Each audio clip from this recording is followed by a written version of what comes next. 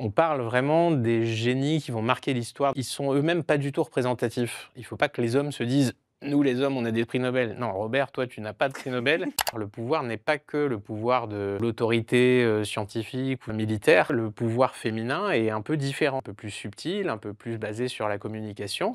Bienvenue sur Feméliste. Feméliste. Feméliste. Feméliste. Là où les esprits libres prennent le pouvoir. Ici, on donne la parole à celles et ceux qui osent déranger, bousculer et inspirer. Aujourd'hui, sur Feméliste, nous sommes ravis de recevoir Laurent Oberton. Laurent Oberton s'est fait connaître grâce à la publication de son premier livre, La France orange mécanique, en 2013. Et depuis, il publie un livre tous les ans. Mais c'est en particulier pour parler de l'un de ses livres qui nous a particulièrement marqués, qui s'appelle La France Big Brother, que nous l'avons invité. La France Big Brother, c'est un ouvrage qui parle du conditionnement de l'individu. Ce qu'il appelle Big Brother, ce sont les médias, les écrans, le gouvernement, l'administration, l'inconscient collectif et les bruits qui courent. C'est tout un ensemble de choses qui conditionnent les individus à la pensée unique. Avec Dora, la question de comment s'opère le conditionnement de la pensée a émergé pour nous lorsque nous avons commencé à critiquer les dérives de l'idéologie transgenre. En affirmant simplement que les femmes sont des femelles, nous nous sommes retrouvés face à des hordes de femmes déchaînées qui répétaient tout en boucle le même mantra « les femmes trans sont des femmes ». Ce conditionnement, cette forme d'emprise, cette incapacité à penser par soi-même nous a beaucoup choqués. Et c'est ainsi qu'on a commencé à s'intéresser au travail de Laurent Oberton. Tout ce qui se passe autour du sujet trans, cette idée soudaine qu'on peut changer de sexe par magie et que c'est super, nous interroge sur la façon dont les foules sont manipulées par les médias, par la culture, par toute une forme de propagande qui vient parfois de l'État ou du service public. Nous avons par exemple trouvé ça complètement aberrant de ne jamais avoir été invité sur l'audiovisuel public pour parler de notre livre Transmania qui a été numéro 1 des ventes sur Amazon et la Fnac pendant plus d'un mois, alors que ce service fonctionne grâce à l'argent du contribuable. Nous trouvons ça complètement aberrant, encore une fois, que l'hôpital public, France 3 ou encore le planning familial nous parlent aujourd'hui parfois de personnes à vulve au lieu de parler de femmes. Nous comptons donc sur Laurent Oberton pour nous aider à comprendre les rouages de ce système créateur de pensée unique. Monsieur Oberton, bonjour. Bonjour. Je dis Monsieur Oberton, mais on ne va pas faire semblant de se tutoyer, n'est-ce pas? On publie tous les trois, Dora, toi et moi, dans la même maison d'édition, qui est la maison d'édition Magnus, donc on se connaît. Je dois avouer que quand on est entré en contact, Dora et moi, avec Laura Magnier, qui est donc notre éditrice, je suis allée faire un tour sur les comptes Twitter de tous les auteurs de la maison d'édition. Et il y avait quelque chose qui m'avait marqué à l'époque, quand j'étais allée regarder ton compte Twitter, c'est que tu avais une bio très mystérieuse, tu avais écrit primatologue. Pourquoi ?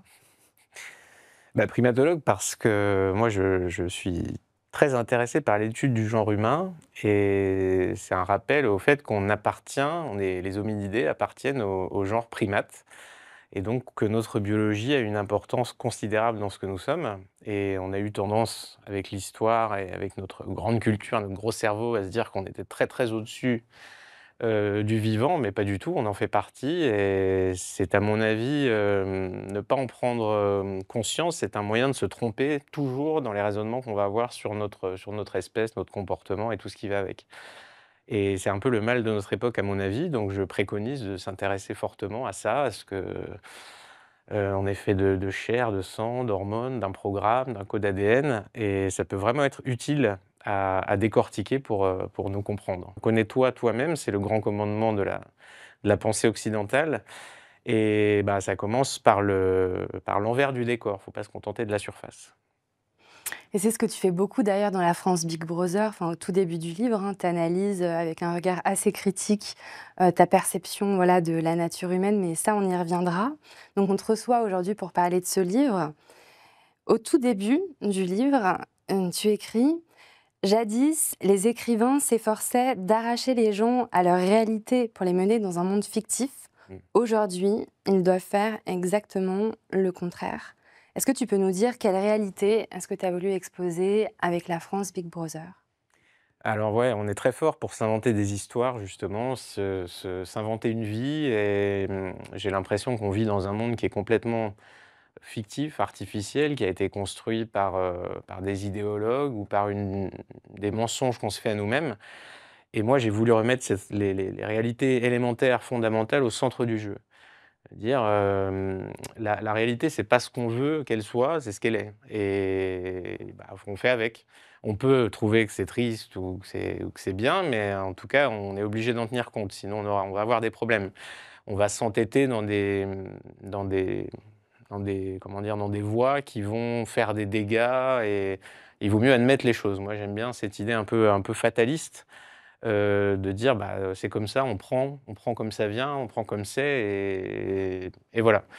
Je sais que c'est devenu difficile, beaucoup de gens préfèrent se réfugier dans l'imaginaire, dans une croyance, une utopie et bah, quitte à en éprouver des désillusions, immenses. Parce que quand on voue sa vie à une croyance et que, eh ben, un beau jour elle s'écroule parce qu'on se prend de face le mur de la réalité, c'est très dur à digérer. Donc autant partir du principe un peu fataliste que, voilà, les choses sont ce qu'elles sont sont pas là pour nous faire plaisir. La vie est potentiellement une tragédie de notre point de vue sensible, mais bah, il faut se faire à l'idée. Beaucoup n'en ont pas la force et vont trouver des dérivatifs, mais moi je pense qu'il faut, c'est pas mal de se confronter comme ça. Ça nous aide à grandir mentalement. Alors dans la France Big Brother, tu fais beaucoup référence à Orwell. Quel est ton rapport à cet auteur? Orwell, j'avais découvert, assez tôt, quand j'étais petit, enfin petit, je sais pas, je devais avoir 13-14 ans. J'avais lu La ferme des animaux, je crois, en premier et après donc 1984 et j'avais trouvé qu'il y avait quelque chose de vraiment intéressant dans sa vision d'un monde contrôlé, cloisonné. Évidemment un peu excessif par rapport à ce qu'on connaît parce que c'est plus subtil le conditionnement aujourd'hui. Il y a pas besoin d'interner les gens et de les torturer, pour les emmener là où on veut. Le dressage comment dire? S'est amélioré, et je trouve on pouvait transposer beaucoup de choses d'Orwell 1984 à nos jours et se rendre compte qu'il y avait, toujours cette espèce d'organisation puissante, supérieure, qui dit vouloir le bien de tous et qui a un pouvoir, quasiment infini sur les individus. Ça me parlait beaucoup et c'est pour ça que j'ai beaucoup utilisé Orwell dans La France Big Brother, avec ses citations, avec sa construction du livre, et je trouve que ça fonctionne assez bien. J'ai une question, c'est pourquoi et comment cette organisation t'a personnellement sauté aux yeux? Qu'est-ce qui fait que dans ta vie à toi, tu t'es rendu compte qu'il y avait un système qui était mis en place? Marguerite et moi, on s'en est rendu compte beaucoup à travers le harcèlement que nous, on a vécu. Et donc tout le système médiatique, étatique, etc., nous a tout d'un coup nous est apparu. Mmh. Et du coup, on se demande, toi, dans ton parcours personnel, qu'est-ce qui a fait qu'un jour tu t'es dit mais merde, en fait les choses sont organisées d'une certaine façon et surtout j'ai envie de le raconter aux autres, j'ai envie de le montrer aux autres, j'ai envie que ça saute aux yeux aux autres.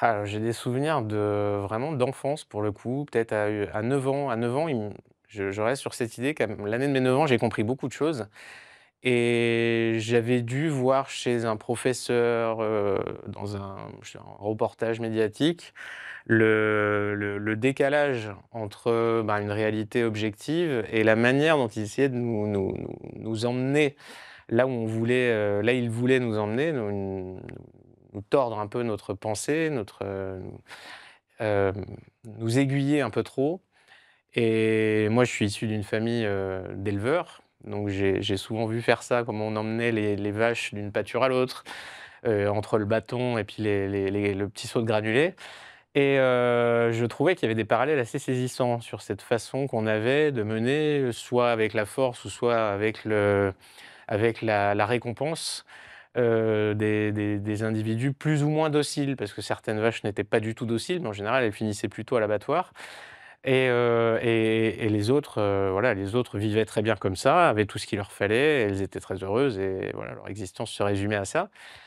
Mais j'ai vite fait ce parallèle et quand j'ai été ensuite dans le monde bah, déjà des études, j'étais étudiant en histoire, j'ai continué à constater ça, que l'histoire était moralisée, alors que pour moi, elle devait pas l'être. On nous apprenait des faits.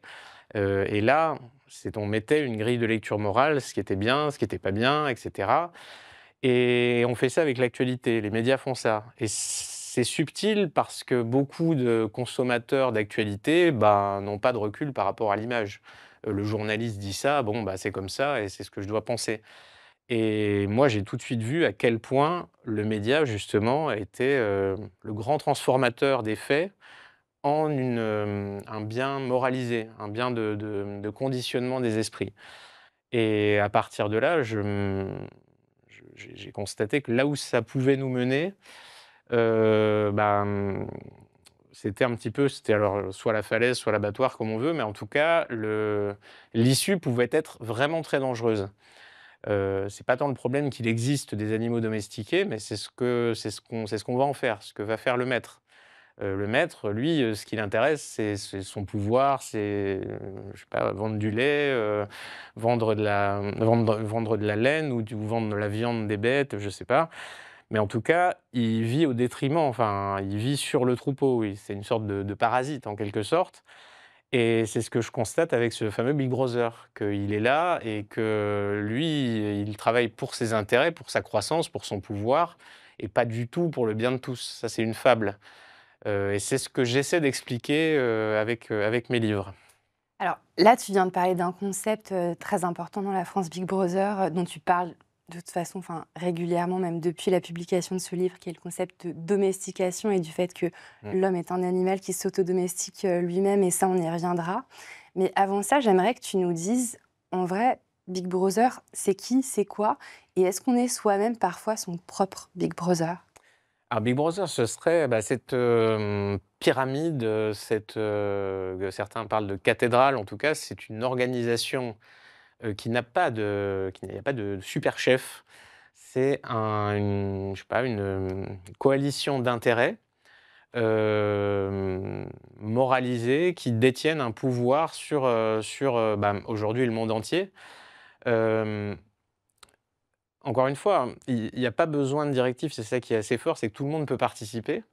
Le premier petit journaliste venu, le premier étudiant, qui va s'approprier le discours dominant, il va en retirer quelque chose à son petit niveau, quelques petites miettes d'influence morale et on est tous évidemment acteurs de ça parce qu'on pense c'est comme la publicité, on pense qu'on peut échapper à ces messages, on est plus fort que ça, mais en réalité ça passe. La publicité, elle imprime des slogans dans notre cerveau, très profonds et ils seront là jusqu'à notre mort et les slogans politiques, c'est un petit peu la même chose. Les réflexes qu'on nous inculque, ce qu'il est convenable ou pas de penser, et après on va adapter notre vie à ce dressage justement. Ça, c'est vraiment extrêmement important et on va tous avoir tendance à s'attribuer soit comment dire? Des mécanismes de comportement convenables, soit les répercuter sur autrui, même sans y prendre attention. C'est toujours confortable d'avoir cette posture vertueuse, de dire: «Il faut être tolérant, il faut être bienveillant, il faut aider ceux qui y arrivent moins bien». Et on se persuade qu'on fait ça justement pour leur bien, parce qu'on a une sensibilité supérieure, une grande empathie. Mais en réalité, on fait ça, comme disait le poète, pour la grandeur de moi. Après, on s'aime beaucoup, on dort mieux. Et cette hypocrisie-là, évidemment, elle peut être utile, elle peut être nécessaire à la cohésion de la société et au fait que les gens ont l'air de mieux s'entendre. Mais il faut pas nier ses finalités, il y a toujours un intérêt personnel derrière et c'est une autre manière de prendre le pouvoir. Big Brother, c'est le constat qu'après la guerre, la dernière guerre mondiale, le pouvoir traditionnel par la force, parce que j'ai la plus grosse armée, parce que je suis le plus méchant et cetera et que j'ai des idées que je dois imposer par la force, c'était plus possible. L'Occident a commencé à partir de là à se renier, à dire: «Mais non, on fait trop de mal, il y a les colonisations et cetera» et la seule manière de dominer qui était admise devenait, flagellation, nous sommes le mal, on n'aura pas assez de sacrifices pour expier tout ça. Donc il faut perpétuellement se nier, se renier, prétendre, se soumettre, je sais pas, à l'autre, aux minorités, à tout un tas de choses et c'est comme ça qu'on arrive à avoir ce pouvoir, cette grandeur, enfin, par rapport aux autres évidemment et tout en rabaissant ceux qui vont réussir de manière traditionnelle, ceux qui vont, je sais pas, prôner la supériorité, militaire, intellectuelle ou avoir beaucoup d'argent. Eux méritent d'être rabaissés parce qu'ils sont le mal incarné, parce qu'ils polluent, parce qu'un tas de choses. Donc il y a ce renversement depuis alors ça date pas de la Seconde Guerre mondiale, mais disons qu'à partir de la Seconde Guerre mondiale, c'est devenu évident. Toute l'élite occidentale, s'est complètement, soumise à ce schéma de pensée, anti-occidental. Il y avait un truc auquel je tenais beaucoup, moi, dans cette interview. J'avais envie de citer des passages parce que je trouve que souvent dans les interviews que tu fais, on ne fait pas suffisamment référence à la façon dont tu écris. C'est des conversations qu'on a pu avoir en privé, toi et moi. Je sais que tu passes beaucoup de temps sur le style. On a souvent discuté, enfin, on a parfois discuté voilà, d'histoires d'allitération, de répétitions qui parfois sont belles, de ponctuation. Enfin, et c'est quelque chose qui me marque à chaque fois que je lis tes livres. Et donc, j'avais envie de lire un passage juste pour le plaisir et te demander de le commenter. Euh, c'est un passage qui se situe page 22, donc dans la France Big Brother, où tu écris « Ma technologie te pousse à surestimer ton intelligence. La réalité, c'est que tu ne comprends rien aux machines dont tu dépends. Tu ne sais pas comment marche ta télévision, tu ne sais pas au juste ce qu'est l'électricité, tu ne te demanderas jamais ce qu'est une onde électromagnétique, la gravité ou l'évolution. Tu ignores pourquoi tu te reproduis, comment bat ton cœur. Tu ne sais rien de tes fonctions vitales, de ton histoire, de ta science. Rien de cela ne t'est utile pour te gaver de mes produits et obéir à mes ordres. Je t'ai appris à ne plus penser. Ça te dérange et ça me profite. Toi, le sommet de la chaîne alimentaire, tu peux te permettre de ne pas savoir chasser. Ton ignorance fait de toi un être d'une docilité remarquable. Tu n'as aucun moyen de pression sur moi, parce que je te contrôle, parce que je contrôle tout ce qui te maintient en vie, parce que si tu tombes, tu seras remplacé, tu n'es rien, une virgule dans un registre, tu n'as pas une seconde de liberté, tu n'as rien à toi, ta vie, c'est moi avec un M majuscule. C'est une citation assez sombre. Est-ce que tu peux la commenter? Alors, bah, sur l'aspect, stylistique déjà, j'aime bien enfin l'efficacité. Il faut ça aujourd'hui pour, justement extraire, monsieur Moyen de son indisponibilité cérébrale. Il faut le secouer un petit peu, il faut l'agripper assez fort et il y a dans cette, enfin moi la façon d'écrire, il faut qu'elle me parle à moi et je me relis en chuchotant à chaque fois.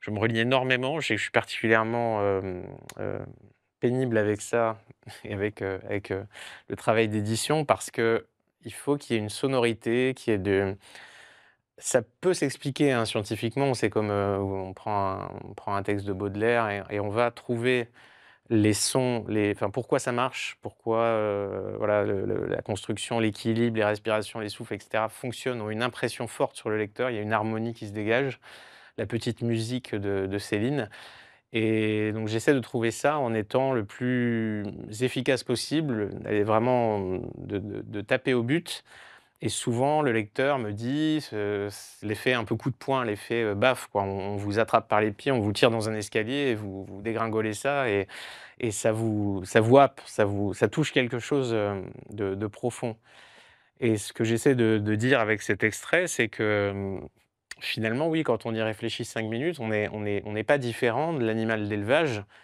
parce que, toute cette actualité, tout ce qu'on nous met dans la tête nous fait complètement oublier, d'une part, pourquoi on est là, quelle est notre mission, quelles sont les finalités de la vie et on est complètement aliéné à ce système. Alors Quelle est ça notre mission?